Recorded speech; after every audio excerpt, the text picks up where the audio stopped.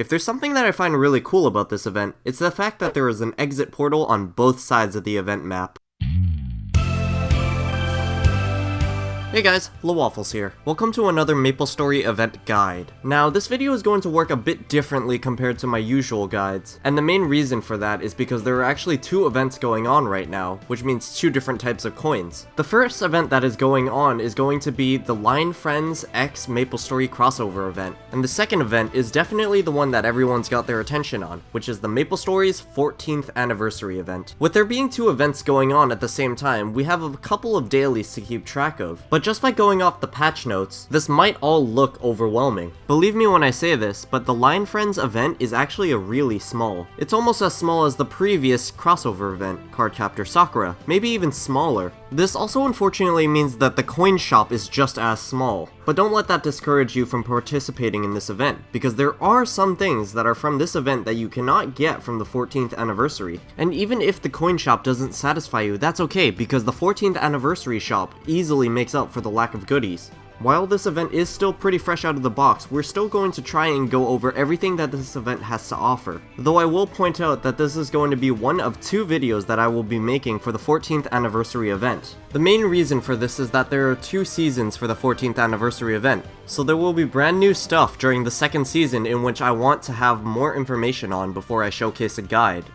So we're going to go over Line Friends really quickly because it is a small event. Taking a look at the shop, we can see that it's definitely nowhere near the size of normal event shops, but that's not to discourage you from ignoring this side of the update. As a matter of fact, I would actually recommend that you partake in this event because there are some items here that are very unique and can only come from this shop specifically, like the 30-day pendant expansion slots and the Pendant of Spirit. As a bonus, if you're training new characters or even your main, I would absolutely recommend checking out the items in the shop and also doing the daily missions. The 3 daily missions that you're able to do have a chance of giving you 2x and 3x EXP coupons. Now, 2 of the 3 daily missions are very simple, which are Proactive Peacekeeping and a suitcase full of souvenirs. Proactive Peacekeeping requires you to hunt 500 monsters, which is very simple, and a suitcase full of souvenirs requires you to hunt and collect 50 mob drops from specific monster types. But if you accept the quest A Shortcut for Souvenirs, you'll be able to hunt monsters near your level for maple leaves that you can trade into Cassandra, and she'll give you the 50 mob drops that Coney asked for. The final daily mission is honestly one of the more tedious missions in the entire update. A surplus of snapshots requires you to run around Maple World taking pictures of specific things from NPCs to locations to monsters. Now this doesn't sound like a big hassle to get to the places, because most of these places to take pictures are very obvious and to the point. But the problem is that the camera has a cooldown, which unfortunately means that this takes a lot longer than it has to. The charge timer on this is 5 minutes long, so for me, I'd recommend grabbing the camera in the first place and then starting the other 2 daily missions and then proceeding on with this one. The areas in which these snapshots are needed to be taken are pretty lengthy, so I'd recommend picking up a hyper teleport rock. Now the medal and the title are both one of a kind from this event, but they don't really have the stats to back it up. If you help Coney a total of 14 times with the souvenir collection, you'll be rewarded with the title, Coney's Gopher. And if you collect all 10 of the stickers that are given to you via the daily missions, you'll be rewarded with the Line Friends Bestie medal. But do keep in mind that there are much better medals and titles in the vanilla game that are available to you. Okay, so let's talk about the 14th anniversary, because there is a lot to cover here, but one of the most important things to cover is that the fact that this event expands as time goes on. If you've taken a look at the patch notes or even looked at the event list in-game, you'll realize that this event goes all the way to June, which is pretty major. As we continue the event, more parts will open up and become available, and you'll need to be participating in all of these if you are going for the max level title. This title is a little bit different than most. Unlike other titles that are straight up handed to you at normal stats, this one is straight up given to you at the start and requires you to complete challenges to upgrade it. But you can already see the maxed out stats on this title as well. And for those of you who remember Utah's Farm, this title is even better than the Cluck Cluck Bean Farmer title. The maximum amount of coins that you'll be able to get every day is 200, which is the equivalent of 20,000 14th Street points. We'll need to know how many points we have accumulated for a couple of these challenges, and what's important to note here is that you will not get any street points if you have already maxed out your coins.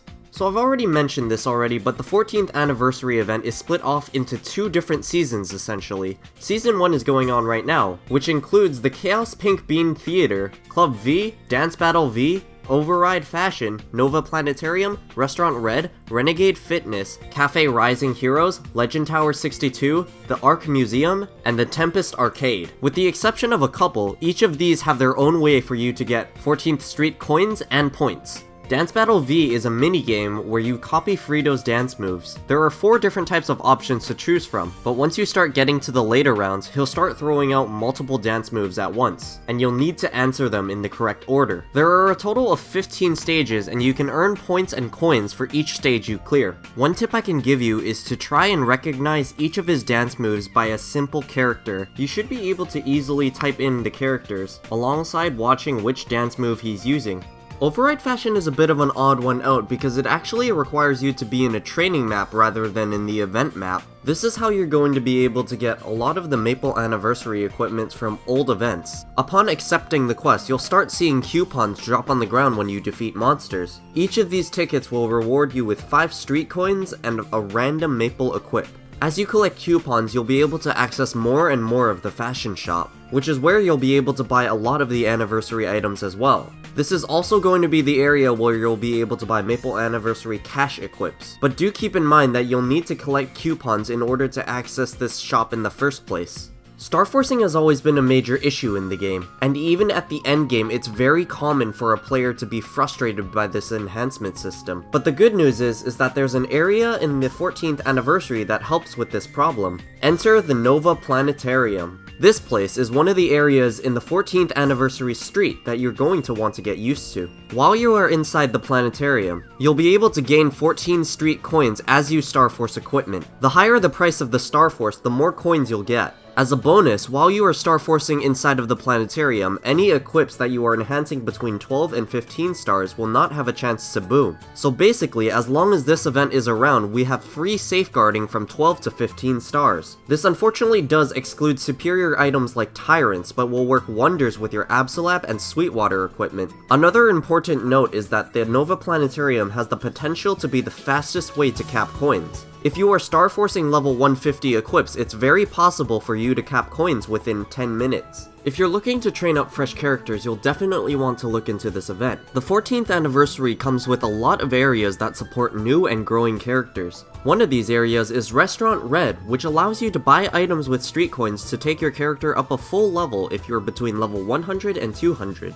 Chaos Pink Bean is an area where you can grab an EXP buff at the 15-minute mark of every hour. This buff is stackable, so it will definitely come in handy when training Legion mules or even training your main. And Renegade Fitness is an AFK zone that allows you to slowly gain EXP, so for those of you who like to leave your computer on all night, this is definitely something you're going to want to look into. But what's important to note here is that there's actually more than one AFK area in this event. If you pick up one of the dance chairs from the Big Bang store, you'll be able to AFK on a map in Club V for street coins. The chairs that are more expensive will allow you to generate coins faster. Additionally, there is also the Arc Museum, and this AFK zone allows you to gain specific traits. Each of the different displays will allow you to gain one of the 6 traits in the game. And even if you are max level on your traits, you will still need to come here if you're looking to get max level on your 14th Street title. The Legend Tower 62 is an area where you'll be able to find a big tree where every 5 minutes there will be maple leaves that drop. When you pick up the maple leaves, you'll gain a little bit of honor EXP, but what's nice is that you can actually use a pet to completely loot the place out, just as long as you don't mind losing a couple frames here and there. Many players are part of a guild, and this event has a unique area for those in one. As long as you are in a party with a couple of guild members, you'll be able to access an area called Cafe Heroes Rising. By entering this area and sitting there for a minute, you'll be given a 2x EXP buff which you can use for training up fresh characters or even your main character. Lastly, it wouldn't be an anniversary event if there weren't any minigames. The Tempest Arcade is an area where you can play specific minigames that we've seen in past events, like Reverse Battle. There are currently 3 different minigames that we'll be able to play right now, and a 4th one will be available at a later date. It should also be noted that regardless of if you win or lose the minigame, you will still gain 14th Street coins and points. Now, there might be a lot of things that are open up to us right now, but as we look down this event, there are going to be a couple more things that open up to us on May the 7th, which are Sub-Zero Hunt, Maple Star Grub, and the Legends Return. Sub-Zero Hunt is going to require us to spend 14th Street Coins in order to hunt special monsters that give an above-average EXP. This is very similar to the special training map that we saw in the Retro Arcade event. The higher level you are, the more monsters you will be able to hunt. I recommend checking this place out when it goes live on May the 7th, as it will help out with training Legion meals a lot. Maple Lane Star Grub is going to have you hunt special monsters within your level. For every 10 of a kind that you hunt, you will be rewarded with one of 3 rewards, being EXP, Mesos, or 14th Street Coins. You'll be able to hunt up to 200 monsters of each kind, which means that you can get each type of reward up to 20 times a day. And even though this part of the event isn't live yet, this was very similar to another event that happened in the past. So I'm going to say with confidence that it's recommended you pick up a Frenzy Cast or Keishin for this part of the event. Lastly, the Legends Return is a minigame where you select an avatar and play against another team of 3. You'll need to hunt monsters and defeat them to gain EXP, and unlock other skills in order to fight the opposing team. Near the end of each match, you'll be teleported to an isolated area to do one final 3v3 match, where the winner will be decided. All of these minigame and areas are part of the first part of this event. There is, however, a second season to the 14th anniversary event. This second season starts on May the 21st and is going to grant us new quests to do and a new coin shop to look into. The 14th anniversary event might feel a bit overwhelming to a lot of players, but this event also holds a lot of valuable items in the coin shop and the content in the event. One thing that has got my attention, for example, is the EXP boosting title that we'll be able to get in Season 2. One thing that's really cool about this event is that it gives a shout out to almost every major event that has happened since the Big Bang update. And with hopefully many more years to come, it's very exciting to see how Maplestory will change in the future.